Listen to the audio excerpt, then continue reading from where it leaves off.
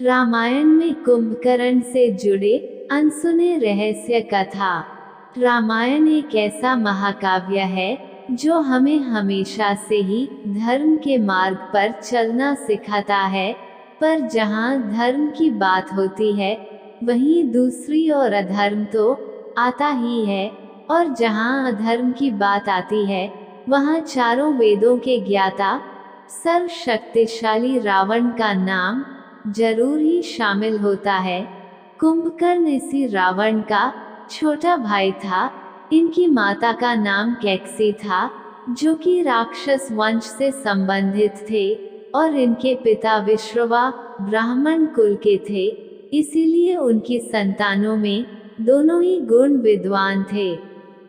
कुंभकर्ण अपने भाइयों में सबसे विशाल शरीर के साथ महाशक्तिशाली था। उनका शरीर पर्वत के समान था। वह एक बार में लाखों लोगों जितना भोजन ग्रहण कर लेता था। उनमें कई हाथियों के समान बल था। एक बार की बात है, तीनों भाई ब्रह्मदेव को प्रसन्न करने के लिए कठिन तपस्या करते हैं। कुंभकर्ण स्वर्ग में अपना आधिपत्य प्राप्त करना चाहता था, और इसी मानसा से उसने तपस्या शुरू की। उनकी तपस्या से प्रसन्न होकर ब्रह्मदेव को वरदान हेतु आना ही पड़ा। वहीं दूसरी ओर सारे देवता इस बात से परेशान थे कि अगर कुंभकर्ण ने इंद्रासन मांग लिया तो सारे जगत में भोजन की कमी हो जाएगी। तो इस समस्या से निजात पाने हेतु देव इंद्र मां सरस्वती से विनती करते हैं, और मां सरस्वती उनकी प्रार्थना स्वीकार कर लेती है। जैसे ही कुंभकर्ण ब्रह्मदेव से इंद्रासन मांगने के लिए अपना मुंह खोलता है तो मां सरस्वती उनकी जीवा पर बैठ जाती है और उनकी जुबान को पलट देती है, तथा उनके मुख से इंद्रासन के स्थान पर निद्रासन निकल जाता है। उसी वक्त ब्रह्मा जी उनको तथास्तु बोलकर वरदान दे देते हैं। बाद में कुंभकर्ण और रावण को गलती का आभास होता है और वो वापस से वरदान की कामना करते हैं, पर ब्रह्मा जी कहते हैं कि वो वरदान तो वापस नहीं ले सकते, पर यह जरूर हो सकता है कि 6 माह की नींद लेकर तुम एक दिन के लिए जागोगे और पुनः 6 माह के लिए सो जाओगे। इतना कहकर ब्रह्मा वहां से चले गए, और कुंभकर्ण अपने वरदान के कारण अपने निद्रा की अवस्था में चला गया। जब कुंभकर्ण निद्रा में था तो उस वक्त रावण ने माता सीता का हरण कर लिया, और रावण की सेना प्रभु श्री राम से पूरी तरह हार रही होती है।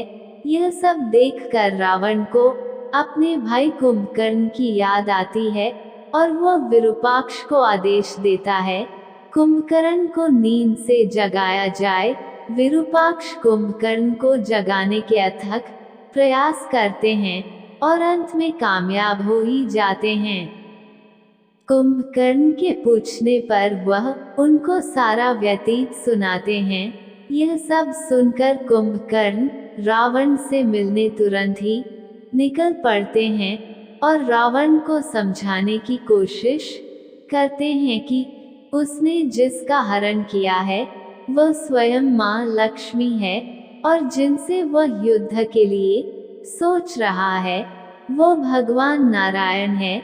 कुंभकर्ण के लाख कहने पर भी रावण नहीं माना।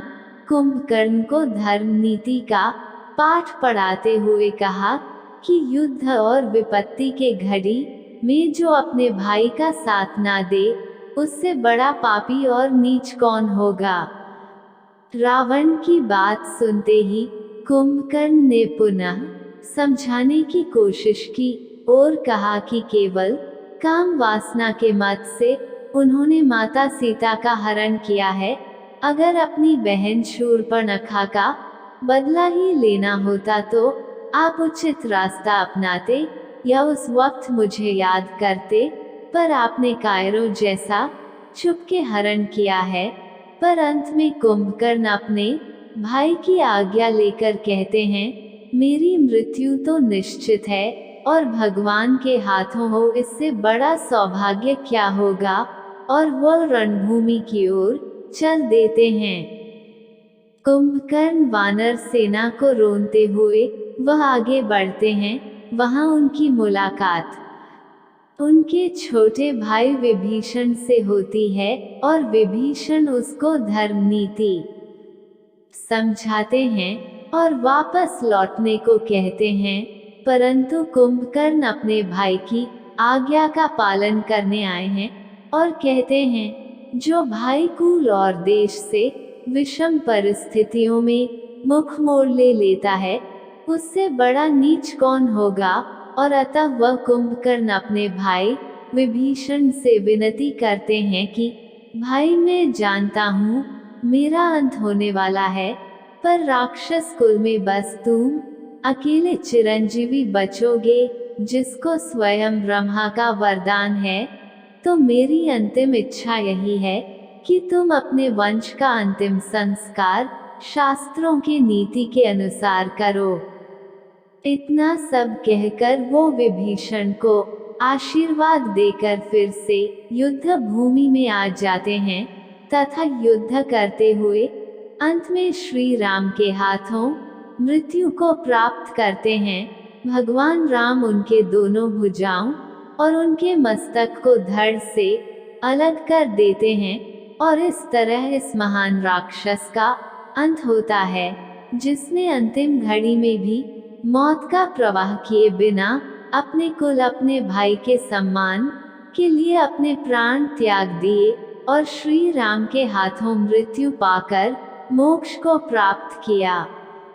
कथा अच्छी लगी हो तो दोस्तों हमारे चैनल को लाइक करें, कमेंट और सब्सक्राइब करें।